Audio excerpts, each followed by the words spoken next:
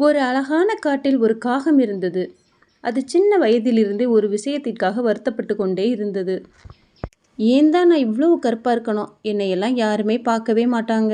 ஒரு நாள் அந்த காகம் ஒரு அழகான வாத்தை பார்த்தது. அந்த வாத்து வெள்ளை வெள்ளைன்னு இருந்தது. அந்த வாத்தை பார்த்து நீ ரொம்ப அழகாக இருக்குன்னு சொல்லுச்சு. அதுக்கு வாத்து சிரிச்சிச்சு. என் நண்பன் கிளி ரொம்ப அழகாக இருக்கும், நான் அந்த கிளியை பார்த்து தான் ஆசைப்படுறேன். அவளுக்கு 2 கலரு, எனக்கு 1 கலரு தான். காகம் ஆச்சரியத்துடன் கிளிக்கிட்ட போச்சு. நீ ரொம்ப அழகா இருக்க, 2 நிறங்கள் பளிச்சுன்னு மின்ற மாதிரி இருக்க. கிளி சிரிச்சுக்கிட்டே சொல்லுச்சு. அடடா, நீங்க இன்னும் மயிலை பார்க்கல போல அப்படின்னு சொல்லி அனுப்பியது. காகம் மயிலை பார்க்க பூங்காவுக்கு போச்சு. அங்க மயில் ஒரு கூண்டுக்குள்ள இருந்துச்சு. மயிலே, உன்கிட்ட நிறைய நிறங்கள், நீ ரொம்ப அழகு. மயில் மெதுவா சிரிச்சிச்சு. ஓ நண்பா, என் அழகு தான் என் ஆபத்து.